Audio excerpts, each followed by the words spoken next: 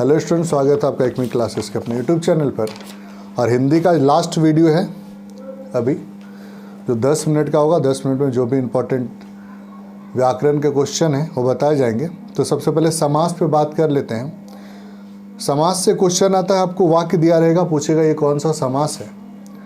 तो समास को पहचानने का तरीका है बहुत सिंपल सा, वैसे डिटेल्स बहुत बड़ा है, लेकिन आपके एग्जाम के लिए जो आसान ट्रिक है वो है, अगर कोई ऐसा वाक्य रहे जिसमें दो पद हो, दो पद मिल करके किसी तीसरे के बारे में बताए, जैसे नीलकंठ शिव के बारे में बता रहा है, दशानन रावण के बारे में बता रहा है, तो बहुव्रीहि समास के अंतर्गत आएगा।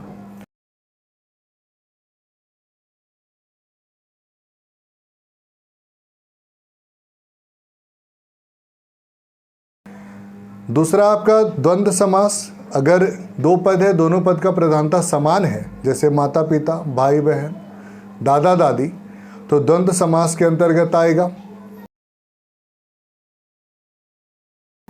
तीसरा है आपका द्विगु समास।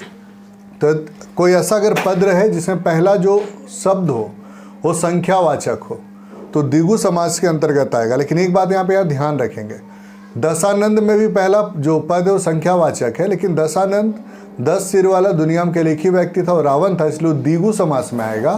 और बाकी जितने भी संख्यावाचक समान हैं, संख्यावाचक शब्द होंगे, सब आपके द्विगु समास में आएंगे, जैसे चौराहा, पंचवटी, पंचतंत्र, तिरंगा इत्यादि। उसके बाद है तत्पुरुष समास। तत्पुरुष समास और कर्मधारय समास लगभग एक ही जैसा है, कहीं उसमें कोई दिक्कत नहीं है। इसमें क्या है, दो पद होंगे, पहला पद विशेषण होगा, दूसरा पद विशेष्य होगा, मतलब दूसरा पद प्रधान होगा और पहला जो पद है उसका विशेषता बताएगा। जैसे नील कमल, नील गाय, महापुरुष, जैसे पुरुष है तो पुरुष का विशेषता कि महान पुरुष, तो आपका तत्पुरुष या कर्मधारय में आएगा।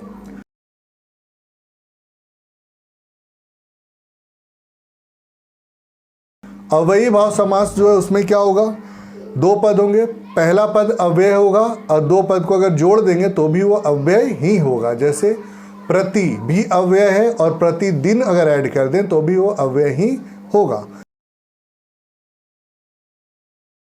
तो इस प्रकार से आपका समास था, समास पहचानना था, जो बता दिया गया। कुछ एग्जाम्पल आपको अभी वीडियो में दिखेगा, उस एग्जाम्पल को आप सॉल्व करेंगे और जो बताए गए जो ट्रिक बताएगा उसके अनुसार अगर आप कंप्लीट करेंगे तो आसानी से आपका समास क्लियर हो जाएगा।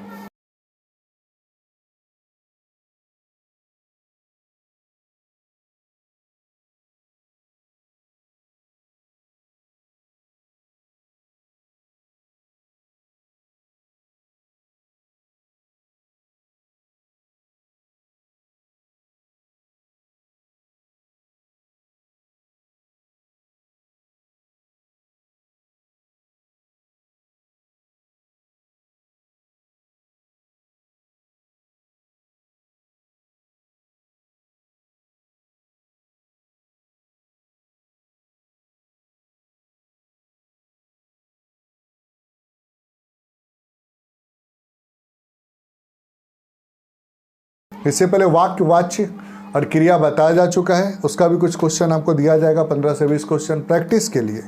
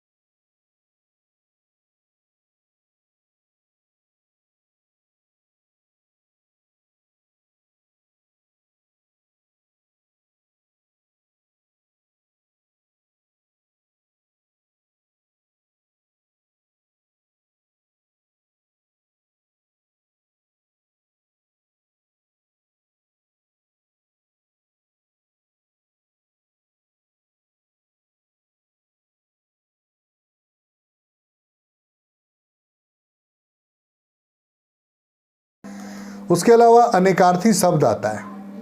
तो अनेकार्थी शब्द में क्या होता है, जो एक ही शब्द होता है जिसको अलग अलग जगह पे इस्तेमाल किया जाता है। जैसे योग, योग का मतलब जोड़ भी होता है, तो अनेकार्थी पूछेगा योग का अनेकार्थी शब्द क्या है। ऑप्शन में जोड़ भी रहेगा, ऑप्शन में और भी कुछ रहेगा, तो आंसर क्या हो जाएगा यहाँ पे जोड़। उसी प्रकार से यदि बात किया जाए आपका मित्र, मित्र का अनेकार्थी शब्द क्या है, तो दोस्त हो जाएगा। तो इसी प्रकार से अनेकार्थी शब्द आएंगे।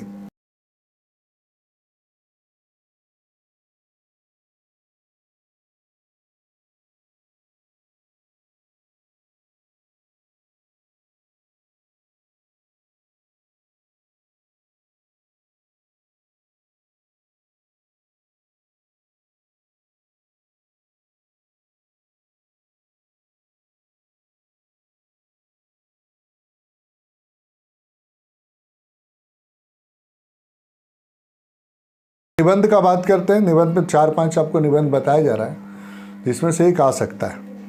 निबंध में आपका जैसे बेरोजगारी समस्या और समाधान, ये आ सकता है।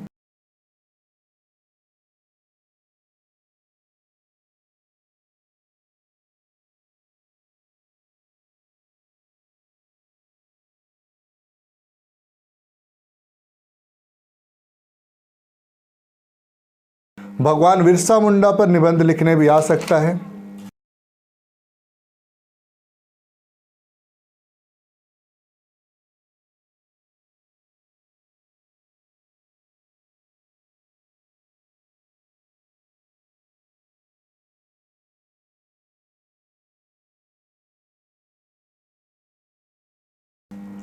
मेरा राज्य झारखंड,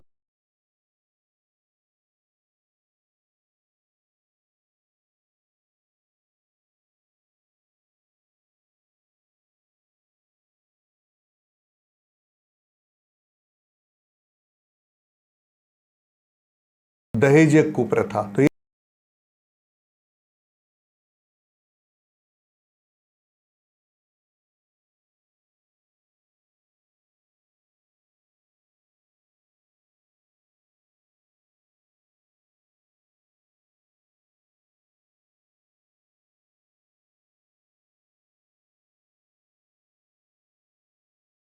5 निबंध है जिसमें से एक आने की संभावना है। इसके अलावा हम आते हैं पत्र पर, पत्र लेखन। पत्र में आप कहा सकता है कि अपने मोहल्ले में नियमित विद्युत आपूर्ति हेतु संबंधित पदाधिकारी को पत्र लिखना है। तो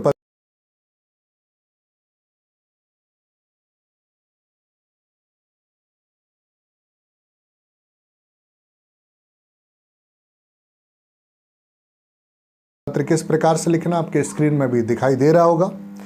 दूसरा हो सकता है अपने नगर में पेयजल की आपूर्ति को नियमित कराने हेतु नगर पालिका के अध्यक्ष को पत्र लिखना है। तो इसका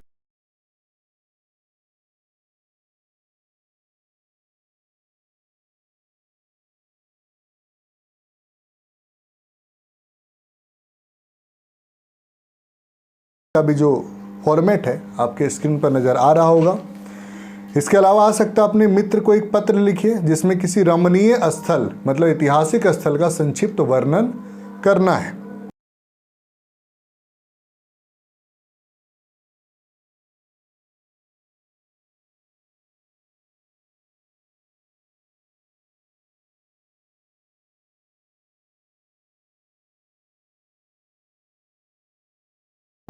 दूसरा आ सकता है अपने मित्र के वाद विवाद प्रतियोगिता में प्रथम आने पर बधाई पत्र लिखना है। तो आप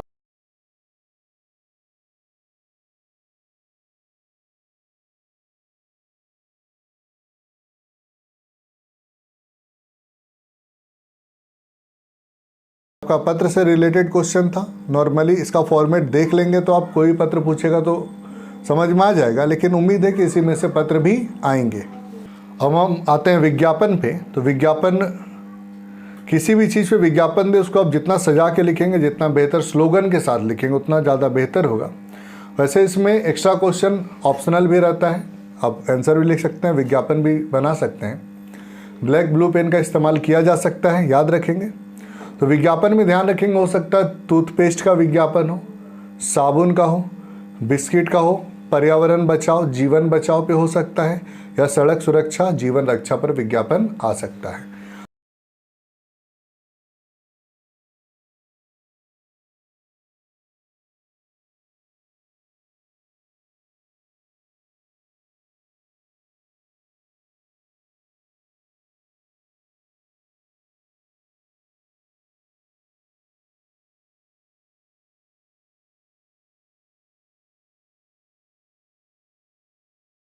तो ये था हमारा ग्रामर सेक्शन।